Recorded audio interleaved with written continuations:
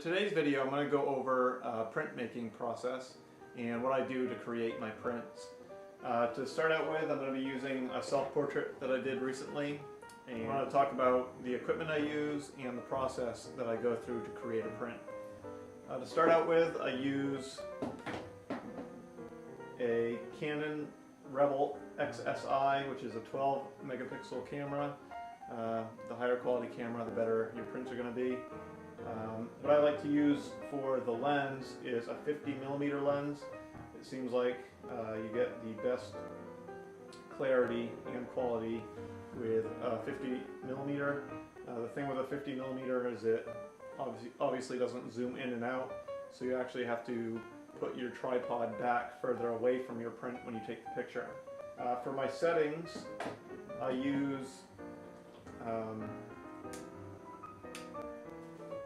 I put my camera on the manual setting. I have my ISO at 100, so that's the best quality I can get.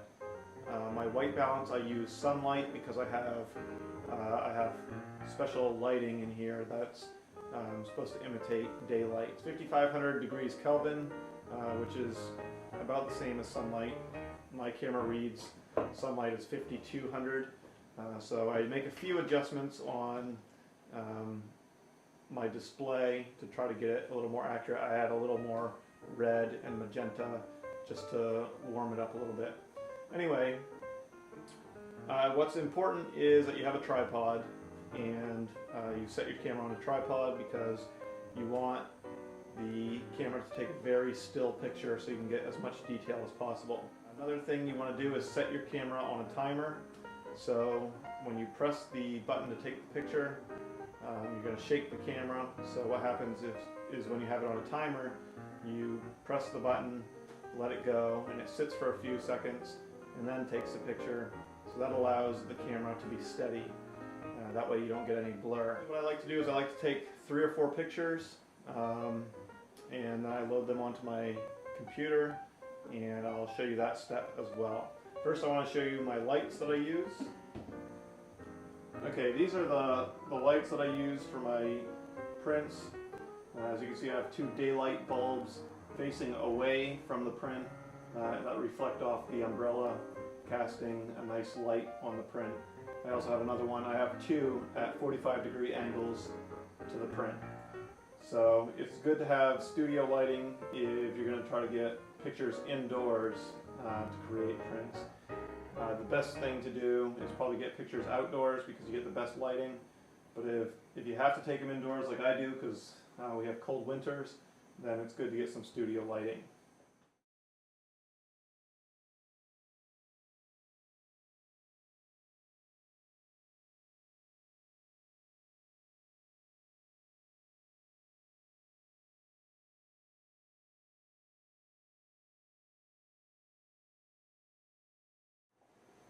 Okay, I've loaded my image up onto my computer, and I like to use Photoshop to edit. But the first thing you want to do, if you can, is you want to calibrate your monitor. I have this equipment and program called ColorMonkey, which basically has a little sensor in here, and you hang it from your monitor, and it calibrates your monitor. You have to go through a process with the program and everything, but this is what I use to calibrate my monitor. And then once you've calibrated your monitor, what you do is you print out a few test pages through this program, and you scan the test pages in, and what it does is it creates paper profiles, and that's probably the most important part of getting an accurate print, is having an accurate paper profile. So ColorMonkey, which you can check out, just Google ColorMonkey, and you can read about it a little bit more and how it works. But that's what I use to create my prints and to calibrate my monitor and my printer and my paper. Okay, so I've loaded up my picture here in Photoshop, and what I like to do is make a few adjustments if I need to. What you can do is zoom in and see how clear your image is. And if you can see the little bumps of the canvas, you're doing pretty good. You can always come up here and go to sharpen and sharpen the image even more if you need to. But mine's pretty good for now. We'll just work from this picture. Usually I take quite a bit of time making sure that the picture is very, very clear before I print. So once you have your image up here, you can play around a little bit with the lighting. I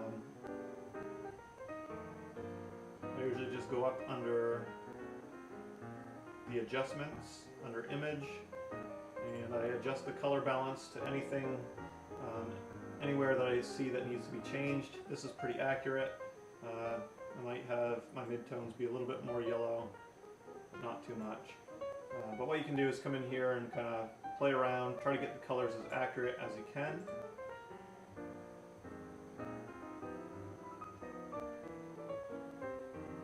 And then you want to go and basically print out your image. And I print with an Epson Stylus Pro 7600, which I'll show you in a few minutes. But what you need to do is, like I was talking about earlier, you need to calibrate your monitor, set up paper profiles, which I've done with the type of paper that I have. So that way all the colors are read the same from your monitor to your printer. And that's the hardest part, is to get that accurate. But it all starts with getting a good image. So once you have a good image, you can print out a couple test prints and then make adjustments through there. But I'll go ahead and print this so you can see my printer working, and then I'll show you the final steps.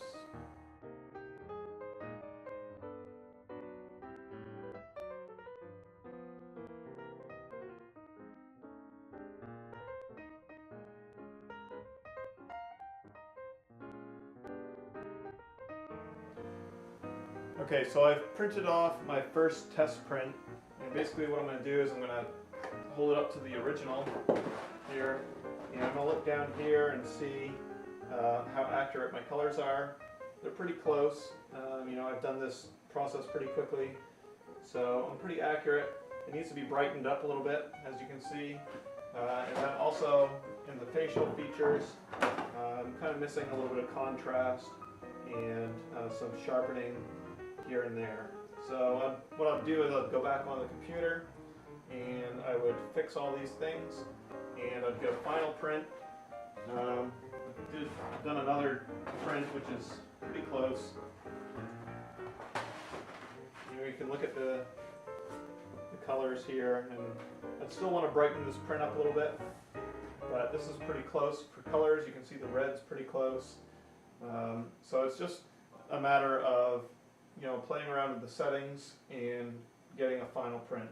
Then the last thing you do is, once you have a print that you're happy with, you want to save your image on the computer that you worked from, so you have an accurate image that you can continue to work from. And what I like to do is I varnish my prints to give it a look that it looks like it's painted, and I'll show you that now. Okay, I've got my print here, and the first thing I like to do is just take down the corners.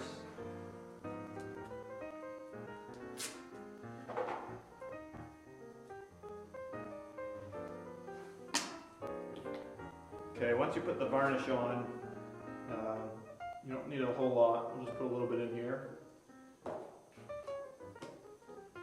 The print will tend to roll up as it gets wet and starts drying. So what I do is I just have a foam roller, and I have my varnish, which I buy from Breathing Color. It's a satin varnish. And what you want to do is just take your roller, get it nice and covered. Basically, I'm just going to apply a whole bunch of the varnish.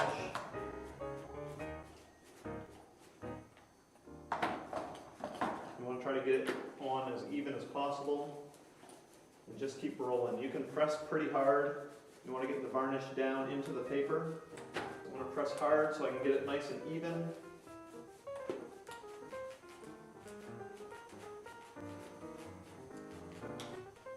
And then now that I've got it even, I want to have a nice light so you don't get any marks that are created from the varnish. So I'm just lightly going back and forth now. I like to go up and down. And now each time I'm going a little bit lighter.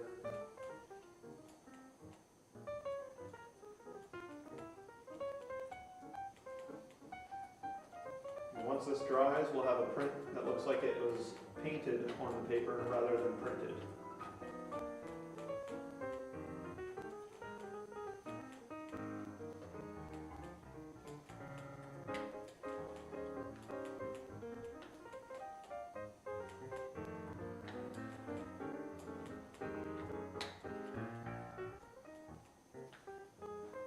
Okay, so that's the process that I use to create the prints. If you're more interested in any of the details, like how to create color profiles or the type of paper to use, leave comments in the video comment area, and I'll try to make some more videos explaining the details of printmaking. I'll be doing some print giveaways. I'll give away the print that I just did today and a few more. All you have to do is sign up to my newsletter at www.timgagnonstudio.com/newsletter. If you have any questions, you can email me also from that page. Thank you for watching, and I'll see you again soon.